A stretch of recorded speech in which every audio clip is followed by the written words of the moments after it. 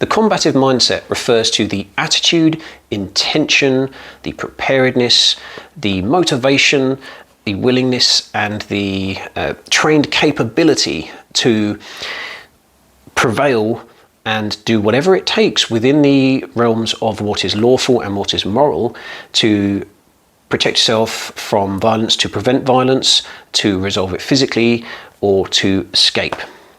Now, I'm going to be referring to my book, The 50 Principles of Self-Protection, where I've got a chapter on the combative mindset. And I'm going to be unpacking a few of the points I've made in there. One of the early points I've made is that the combative mindset is the psychological framework which is necessary to prevent or resolve violent encounters. I've also said that it underpins everything from personal safety skills to the effective application of physical techniques. So if you're just training physical techniques but you don't have the right mindset, then you are going to be severely lacking in a real situation. You've got to have a controlled aggression which you essentially open up and let out when you are using a physical technique. Hit with meaning and intention and motivation so that you are prepared to get the job done, you have the psychological resilience to do so, and you have the mental capacity and capability to keep going despite the fear, despite the adrenaline you may be experiencing. For example, if someone is getting aggressive towards you, you need to have the mental resilience so that you don't just freeze like a deer in headlights and you're like, and you don't know what to do, because you're just stuck in the middle. You're not going to do anything good there. Either if you can't escape, well then you've got to try and de-escalate, and if you can't de-escalate it successfully or escape, then you're going to have to be able to protect yourself physically. So you need some sort of trained mental resilience, and that will just come about through effective pressure testing, dealing with someone in training who is being verbally aggressive towards you, so that you're able to then practice using your fence, using your body language, using your verbal skills to calm the situation down so that you can exit the scene. You've also got to do the same thing when dealing with physical aggression in training as well. You've got to be able to build up to someone displaying aggressive body language and you attacking you with full power strikes, obviously not in your first lesson. And it doesn't mean that every lesson has to be you walk in and everyone's like, come on in, and you know, it's that the whole time. But you've got to train so that when you do hit, you're not training just to be like, For example, if I use dear old Bob here, who's been hanging around headbutting the side of the camera, if I'm training on him solo, I'm not just doing this. Right? Even if I'm going slow, I'm going to be visualizing it's like real life. Think about what would it be like in a real situation. And then if I'm hitting, even if I was hitting slow, I'm going to be hitting, thinking what would it be doing for real? What would I be doing in the real situation? Getting all that movement as if it was real. Sometimes it's hard when you're doing it slow. You might not get it perfect. You might just do it slightly off, but the intention has to be there, right? Whether I'm doing it slow or whether I'm doing it faster, right? The intention is there. You don't want to be that nutter, that guy, that a-hole in training who's always going all out, and nobody wants to train with him because he's being a dick and he's probably getting his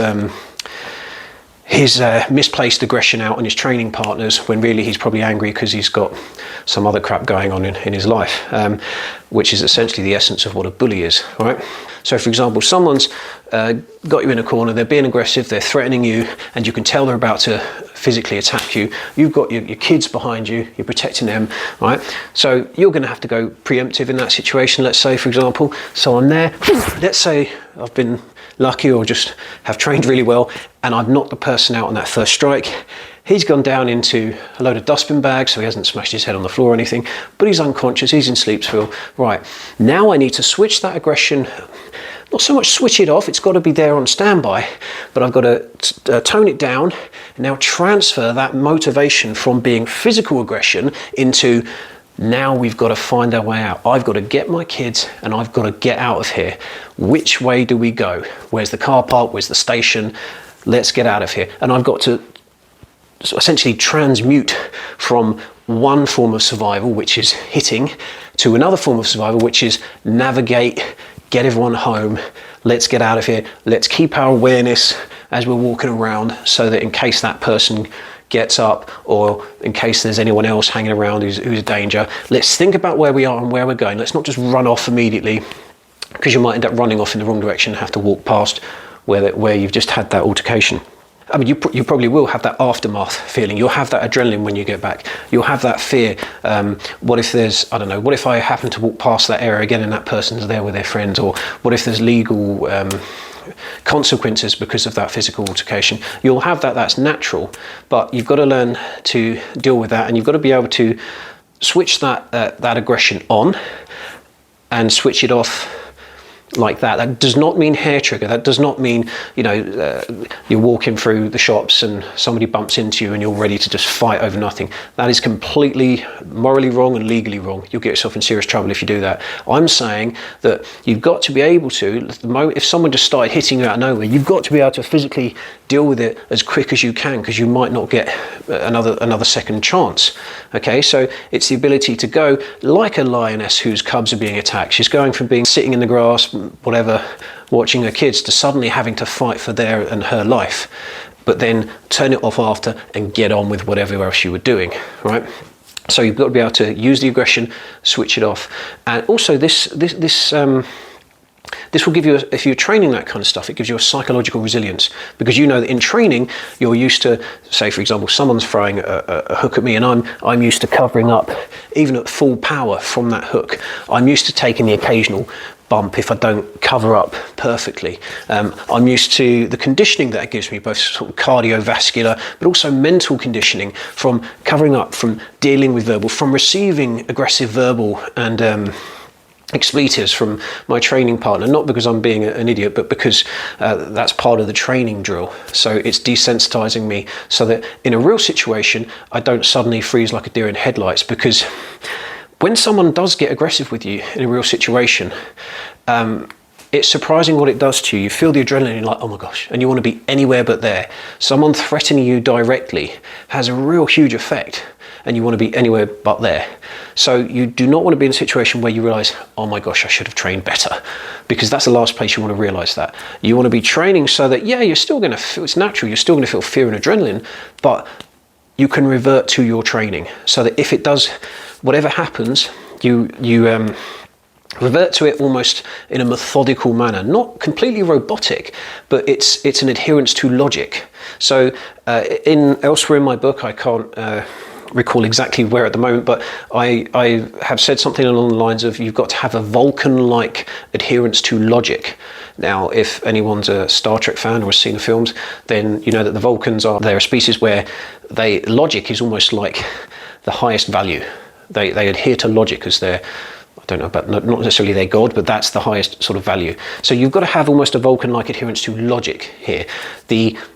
Look at it like, okay, what's the problem? The problem is this person being aggressive. Right, what's the logical solution here? Okay, the logical solution is, well, there is a way out.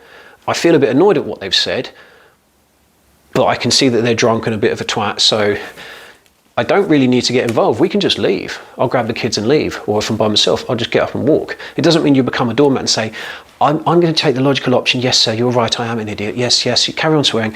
It doesn't mean that. You're never a doormat, but you just sometimes have to not allow yourself to engage with those emotions and the ego, because if you do engage too much with it, you'll think, that guy's a twat. Do you know what?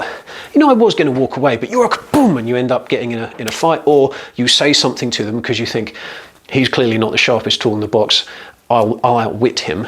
Yeah, and you might be able to make him look stupid, but he'll probably be a coward and want to start a fight over that. So you have to disengage with that emotion, disengage with the ego, and then adhere to the process being logic. So, okay, I've got an escape route. I'm going to get out of here and leave. I know, leave the pub, get off the bus, whatever it is, move to a different seat in this area, or just walk down the street, whatever it is, right?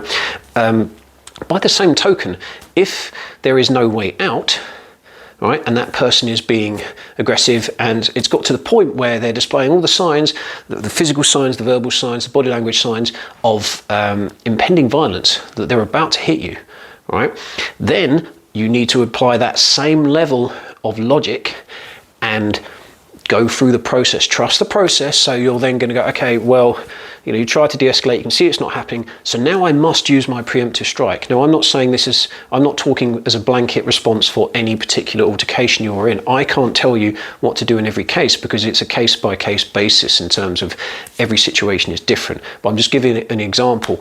I will have to adhere to the process. Okay, he's displaying the clear signs of violence, so he's about to go physical. Right, I'm going to have to hit him first. And now the job is done. So I'm still angry at the person, because how dare they force me to use violence in front of my kids where I didn't want to when I was trying to de-escalate. But now I've knocked them out. They've landed in a pile of rubbish, which is appropriate because they're a piece of trash in my opinion. I'm not dehumanizing them. But the good thing about that is they've landed in with all the other rubbish, and they've not banged their head on anything, so they're in sleep spiral for a minute or so. I can now get out of there. I do not engage with my ego and say, I want to give them a kick in the balls while they're down, I can't do that. I've got to follow the process, stick to the logic and get out of there. Your training will allow you to build that resilience to your ego, resilience to the emotions, which will either cause you to freeze or cause you to go too far in a situation, right? And it conditions you to deal with that. You should also have the physical conditioning to deal with that, so that when you have this motivation, if you're used to training with this kind of focused aggression that you can switch on when you need it, that excuse me, that will allow you to overcome, I felt a bit of a graze there, and so will the adrenaline, or I'm feeling fear, or something like that, or I'm a bit tired. Because believe me, I don't care how much gym work you do, when the adrenaline's pumping, it just seems to make it a lot harder. You'll get that sort of horrible sandpaper-like feeling in your mouth. It will go dry, you'll need the toilet, you might even feel a bit sick, the adrenaline will be pumping, you'll be thinking, I don't want to be anywhere but here, right? You'll get that feeling. But when you train that, when you've gone through that in training, you've gone through the verbal desensitization, the pressure testing with a padded assailant, so you're used to dealing with someone throwing full power strikes, so that you are used to hitting a pad or a very well padded man with a head guard on. You're used to dealing with that. You know that you can physically do the business when it's required. You know that you are capable of it, and you've also got a bit of the physical, the cardiovascular skills, the power. And you should also be training in your own time outside of class to do, assuming you've got no health problems preventing it, but doing strength and power training, doing some conditioning, lifting weights, using kettlebells, doing some sprints and stuff like that, so that if it ever comes to that situation where you've got to use it for real, you are capable of it physically, psychologically, and in every other way, and emotionally. You are capable of dealing with the situation. You've got the resilience, you've got the conditioning, your body is used to taking a little bit of punishment and dishing it out, right? And then you will have that mindset, you will have that eye of the tiger. And then through training, you get more used to applying it in the street. That doesn't mean walking around looking for fights or having a hair trigger response where you're violent, just the drop of the hat. It doesn't mean that. You should be less violent through your training and through what I'm telling you here and through what I say in my book and through whatever any other decent self-protection instructor tells you.